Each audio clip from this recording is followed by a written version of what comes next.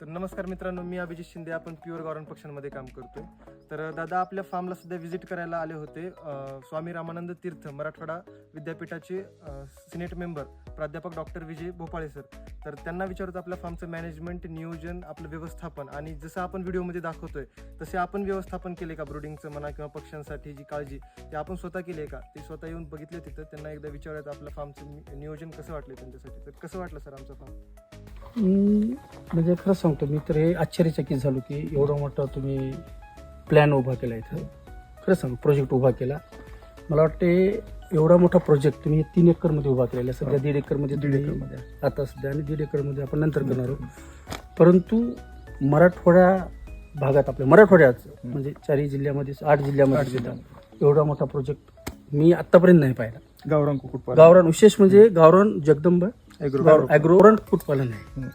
आणि यांची मेहनत, यांची लगन, यांची जिद्द, खरं सांगतो तुम्हाला नक्कीच यश मिळेल. येणाऱ्या युवा पिढीसाठी, जे उद्योजक नवीन येणार आहेत त्यांच्यासाठी हे नक्कीच प्रेरणास्त्रोत ठरतील ही मी ग्वाही देतो.